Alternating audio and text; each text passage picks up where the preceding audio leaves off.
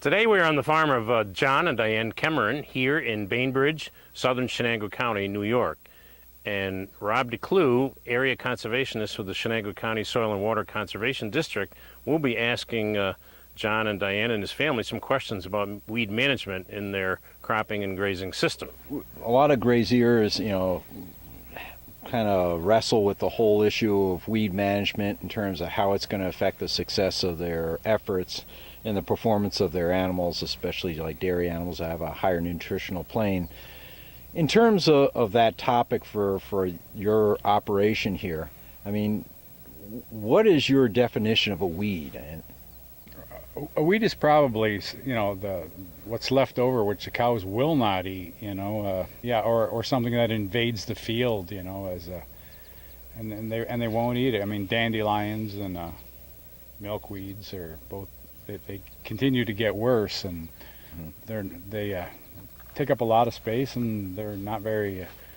The animals won't graze them, so they're definitely a problem.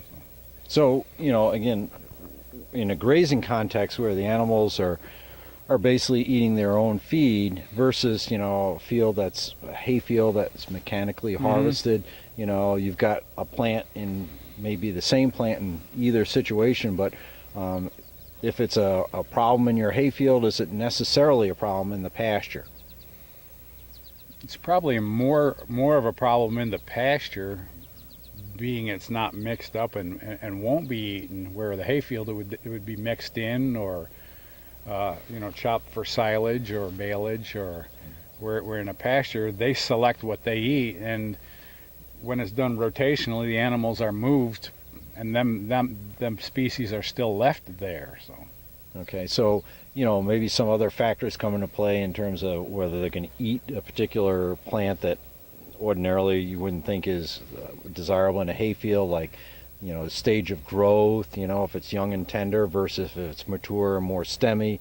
Are there particular plants that, and again in a grazing context, that are the real headaches for you on your particular operation? I mean, what's the worst weed you have to contend with? Well, right now we have always had a challenge with milkweed, and clipping it doesn't really seem to help. And just this year we've actually started selectively spraying for milkweed. And other pastures where we have done new seedings, weeds have really not been a problem. But other pastures which have been permanent pastures, where maybe they weren't grazed enough, certainly last fall because of the hurricanes and the wet weather, and the pasture season ended because of mud. You mentioned a whole number of things that kind of trigger further questions from me. And one is, you talk about, the differences between traditional pasture versus, say, a meadow that's been converted to grazing, at least a part of the growing season. You want to get into that a little further? I mean, again, the traditional pastures seem to have the toughest situations for you to work with those weeds and kind of keep them in check. Yeah, because normally when we'll spray Roundup or and 2,4-D where we're going to seed a pasture, and usually that'll pretty much eliminate the weed problems for at least the next 3 years. But traditionally you try to manage the pasture to keep clover, and most everything we're going to spray is going to take the clover out.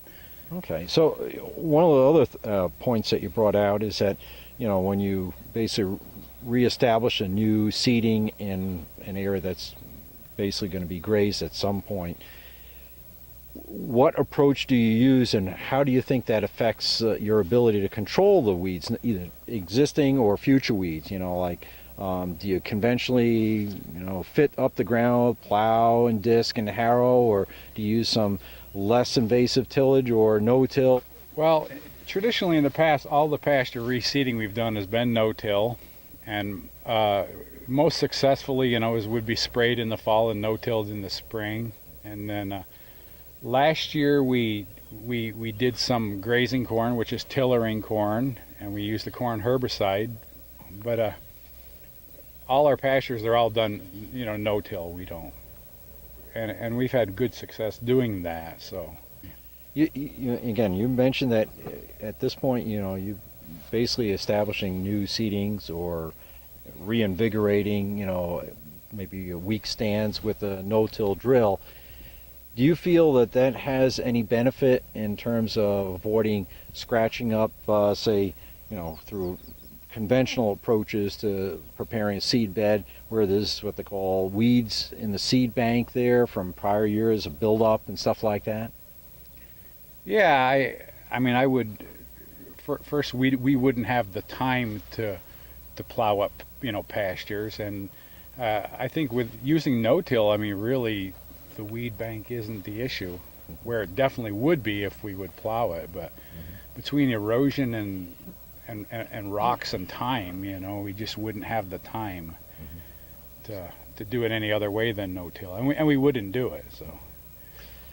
One of the other topics is this concept called integrated pest management, where there's a diversity of approaches used for, in this case, undesirable plants, that you really don't want in the fields, be it grazed or whatever. And so do you apply any of those techniques, cultural, biological, chemical? You mentioned, using herbicides there, mechanical control, clipping. You've mentioned you do clippings and stuff like that. So I assume that you basically utilize some of those techniques. Yeah, I mean, clipping is a very important part of our pasture.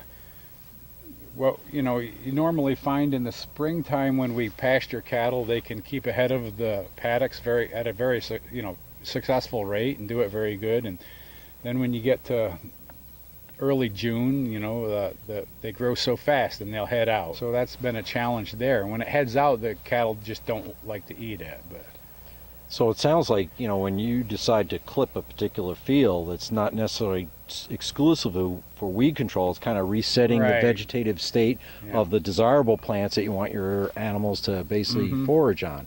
Right. What kind of equipment do you use to clip? Because there's various types of machinery that farmers can choose from and or have on hand. Most of the fields we use just a 12-foot disc mower on, which is the same mower we mow hay fields with. And then for some fields which are rougher, we have a 8-foot brush hog we use, and that cuts it very short. Okay, how tight are you able to get with your brush hog? We right down to 2 inches. It'll 3 inches, as good as the mower. Now, in terms of, I just say identifying a plant if you're not familiar with it, or getting information on, what an appropriate way to get a good control of a weed, what kind of resources do you normally tap into? Either printed information, personal information, or, either on the internet or whatever. I mean, where do you go for that kind of help? Well, my son's a plant science major, and I usually look to him, and he's got a wealth of resources he goes to, and he'll explain it to you. Herbicide labels tell you what the herbicide will clean, which weeds it'll control. Cornell website has resources on it for how to control each weed, and pictures and descriptions of each plant. So, I basically identifying, if you're not familiar with it already, some kind of a plant that seems to be a troublesome thing in their grazing system. You normally hit up the internet and start to go through and key it out, or somehow, hey, that photo kind of seems to match it in the description, the growth habits and stuff like that. Yeah. And then you get a handle on what it is, and it's, and then match it up to whatever control options are available. So Cornell website seems to be one of the more helpful ones. Yeah. Good. Any other resources or other farmers, that you cross paths with and asking information, or just your college education and textbooks and stuff like that?